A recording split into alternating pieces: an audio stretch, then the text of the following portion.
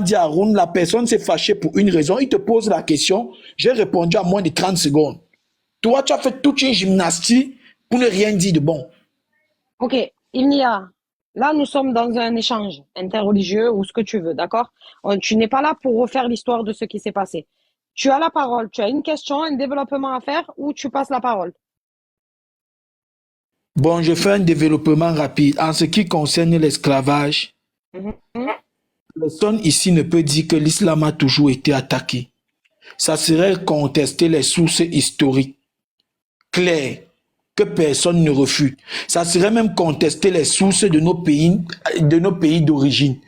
Sur quoi j'ai voulu faire un débat avec Haroun, répète, je me suis arrêté parce que ça entrait un héros national de notre pays. Maintenant, je le dis, beaucoup de sources sont claires. L'islam a toujours été esclavagiste jusqu'à 1964 où devant la Kaaba, on vendait les hommes libres. On allait arrêter les gens dans leur pays, on les amenait devant la Kaaba et on les vendait. C'est clair, c'est là, les sources sont là, les images sont placables. Je ne sais pas pourquoi vous devez toujours refuser ce qui est au vu et su de tous. Est-ce que ça vous fait autant mal que votre religion soit esclavagiste? Alors, demandez à vos frères qui sont esclavagistes d'abolir l'esclavage. On le voit au Koweït, on le voit en Mauritanie, on le voit en Arabie Saoudite, on le voit dans presque tous les pays qui se disent utiliser la loi islamique. Si vous, qui êtes dans les pays européens, ça vous fait autant mal, demandez donc à vos frères. Cette attitude n'est pas digne des croyants. J'ai fini. Merci Yves Nia. Je rebondis, hein, si tu me permets, parce que je dois aller faire Haroun, tu la as la salade. parole. Barakallahu Voilà, fikoum, tu je as vais la pas être parole et long. personne ne se démute, s'il vous plaît. Merci, c'est très gentil. Vraiment, Ibn Yat, tu avais échappé.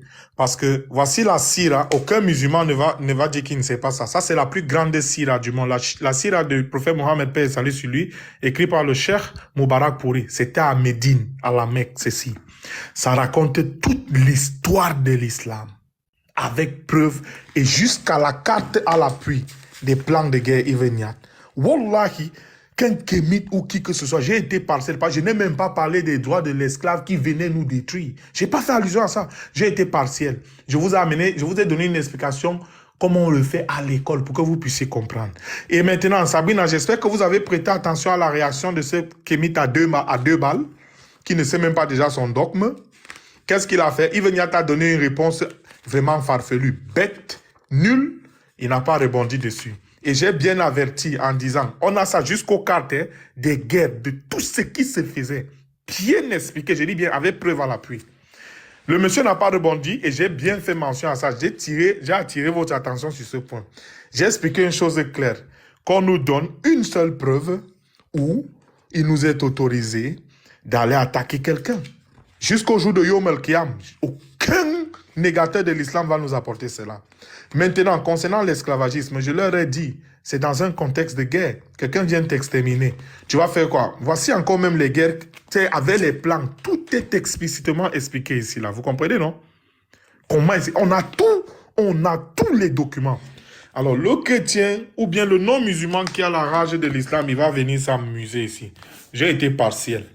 Je n'ai pas voulu entrer dans les détails. J'ai donné juste un enseignement simple pour attirer vos attentions. C'est pourquoi je vous ai apporté la définition du verbe attaquer et du verbe combattre. Mais je comprends que je m'adresse à des murs. Et quand tu t'adresses à des murs, tu ne peux pas forcer quelqu'un à penser plus que son cerveau ne pense. Vous comprenez, non? Les chrétiens, vous qui utilisez la tête là, j'ai été très clair. Si nous, pendant une période de guerre, quelqu'un vient pour me tuer, Allah me donne l'avantage sur cette personne-là. J'ai deux options. Soit me défendre en appliquant la loi du talion, donc lui faire ce qu'il venait me faire, ou alors le transformer en esclave. Si vous aimez votre prochain, vous allez choisir quoi? C'est parce qu'il est venu vous tuer? Non, nous on n'est pas ainsi. On lui donne une deuxième chance de se réformer en devenant quoi? Notre esclave. C'est notre droit, frère. Pourquoi je vais te tuer, tu vas me tuer? Nous on est miséricorde en islam. Maintenant qu'on sait le contexte dans lequel il faut avoir un esclave, et maintenant les conditions. Si tu décides de le transformer en esclave, tu lui donnes la même nourriture que tu manges. Tu l'habilles avec les mêmes vêtements, etc. Il y a tellement de choses qui rentrent dans le bien de cette personne. pour ne pas vous raconter même l'histoire de plein de compagnons du prophète PSA, ceux qui étaient des esclaves, qui sont des grandes figures en islam aujourd'hui. Je me suis limité qu'à ça. Quand Ibn Yata a ouvert sa bouche, je voulais te montrer ça avec quoi j'allais te dire si tu acceptais le débat contre moi. J'en ai plein d'autres sources. Vous venez parler des choses que vous ne savez pas. Chrétiens, vous qui ne savez pas, j'ai fait une synthèse des choses. Je vous ai expliqué clairement que, bah écoutez, notre région est une région de paix. Pourquoi on va aller attaquer des gens? Nous, on se fait toujours attaquer. C'est dans cette défense-là, au lieu de tuer, on venait nous tuer, nous on transforme en esclaves. N'est-ce pas une bonne chose pour la personne? Et de ce quoi, si dans le futur, la personne se réforme et devient une meilleure personne, on la libère, c'est dénouer un grand joug. Allez chercher sur Internet qu'est-ce qui signifie joug en islam aux yeux d'Allah. Alors, une personne, après avoir entendu cela, et il ouvre sa bouche, il dit que moi là, j'ai pas répondu, ça sert à quoi que je parle avec lui? Sincèrement. Ça sert à quoi? Il est limité à sa compréhension, frère. Donc voilà, la sœur Sabrina, les amis chrétiens là, on a fait un développement, on vous a lancé un défi. J'espère que vous avez prêté attention.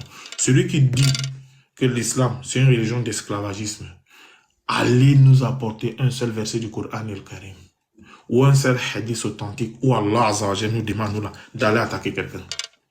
Jusqu'au jour du jugement, vous n'allez jamais apporter cela. Nous, on est toujours dans des contextes de défense. Alors, si vous n'avez pas compris cela, qu'est-ce qu'on va faire pour vous penser ce que vous voulez? Déjà que c'est Allah qui guide qui il veut, et il est là qui il veut. J'espère que j'ai été clair. C'est l'heure de la salade. Je dois aller prier. Si c'est qu'Allah me donne longue vie après la prière, ou bien s'il me permet même de faire la prière, je reviendrai.